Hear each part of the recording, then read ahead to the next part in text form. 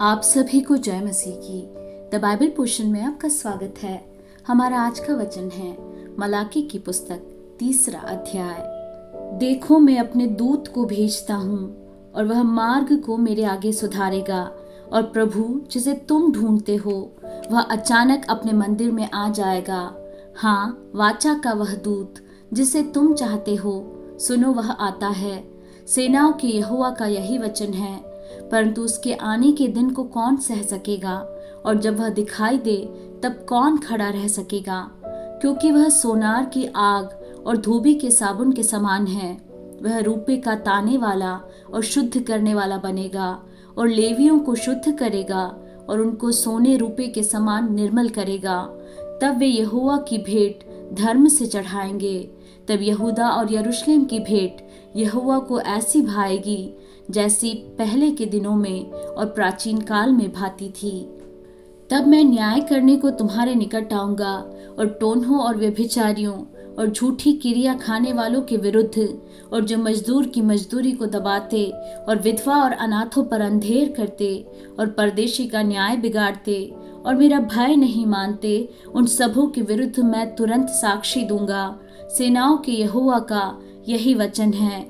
क्योंकि मैं यहोवा बदलता नहीं, इसी कारण हे याकूब की संतान, तुम नष्ट नहीं हुए। अपने पुरखाओं के दिनों से तुम लोग मेरी विधियों से हटते आए हो और उनका पालन नहीं करते।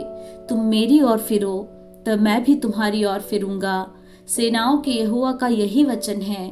परंतु तुम पूछते हो, हम किस बात में फिरें? क्या मनुष्य परमेश्वर को धोखा दे सकता है? पर देखो, तुम मुझको धोखा देते हो और तो भी पूछते हो, हमने किस बात में तुझे लूटा है? दशमांश और उठाने की भेंटों में तुम पर भारी शाप पड़ा है, क्योंकि तुम मुझे लूटते हो। वरन सारी जाति ऐसा करती है। सारे दशमांश भंडार में ले आओ कि मेरे भवन में भोजन वस्तु रहे। और सेनाओं का यहोवा यह कहता है कि ऐसा करके मुझे परखो कि मैं आकाश के झरोखे तुम्हारे लिए खोलकर तुम्हारे ऊपर अपरंपार आशीष की वर्षा करता हूँ कि नहीं।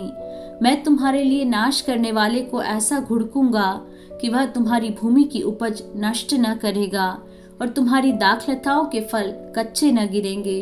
सेनाओं के यहोवा का यही वचन है। तब सारी जातियां तुमको धन्य कहेंगी, क्योंकि तुम्हारा देश मनोहर देश होगा। सेनाओं के यहोवा का यही वचन है। यहोवा यह कहता है, तुमने मेरे विरुद्ध ढिठाई की बातें कही हैं, परंतु तुम पूछते हो, हमने तेरे विरुद्ध क्या कहा है?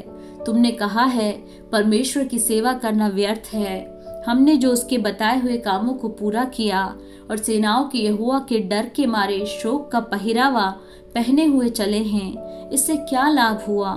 अब से हम अभिमानी लोगों को धन्य कहते हैं, क्योंकि दुराचारी तो सफल बन गए हैं, वरन वे परमेश्वर की परीक्षा करने पर भी बच गए हैं। तब यहोवा का भय मानने वालों ने आपस में बातें की, और यहोवा ध्यान धरकर उनकी सुनता था।